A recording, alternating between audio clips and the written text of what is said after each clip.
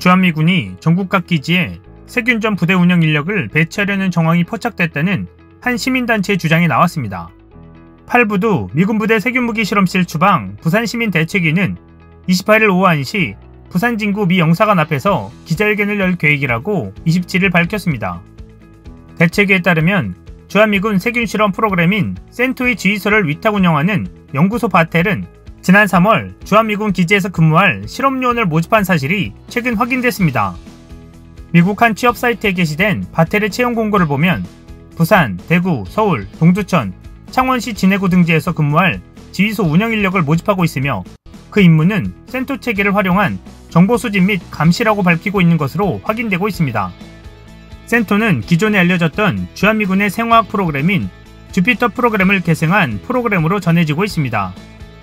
대책위원 관계자는 이는 주한미군이 세균전 부대를 확대 운용한다라는 의미라면서 부산 8부두를 넘어 전국을 세균전 부대 주둔지로 만드는 것을 규탄하며 세균전 부대 추방을 요구한다라고 주장했습니다.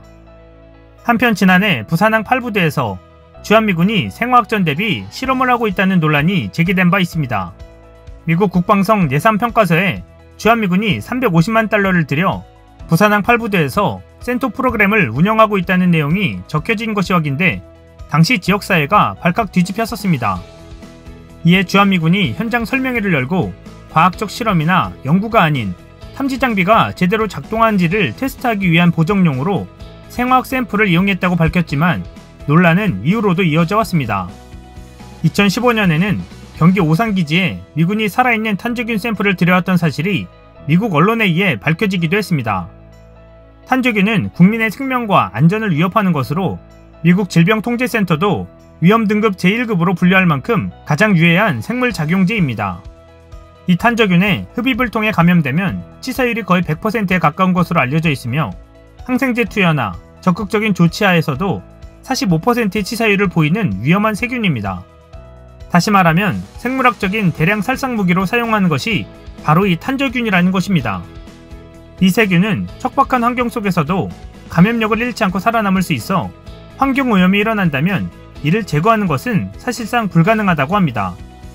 그럼에도 주한미군은 생화학 방어 프로그램을 한국에서 운영하면서 이에 대한 정보를 은폐하고 위험성도 명확하게 공개하고 있지 않은 상황입니다. 미국은 생물무기금지협약 가입국임에도 불구하고 이 협약을 위반하며 한국 땅에서 이 위험한 실험을 계속하고 있던 것입니다. 정보 비공개에 대한 비판과 철거를 요구하는 주민들을 위해 미군은 2019년 12월 부산항 8부대에서 센토 체계 생화학 실험실 관련 현장 설명회를 개최한 바 있습니다. 이 자리에서 주한미군은 재발 방지와 추후 독소 반입에 있어 사전 통보할 것을 약속했었습니다. 하지만 이번 센토를 위탁 운영하는 바텔의 실험요원 모집이 발각되면서 이 약속마저 물거품으로 만들어버린 것입니다. 오히려 대한민국 전 지역에 걸쳐 실험실을 확대 운영하고 있었던 것이 드러난 것입니다. 우리가 사는 이 땅에 정화도 되지 않은 1급 독성 물질을 한국인들 몰래 실험해 불안에 떨게 하고 있는 상황입니다. 하루빨리 이 실험실에 대한 강도 높은 조사와 폐쇄가 이뤄져야 할 것으로 보입니다. 이상 CNTV였습니다.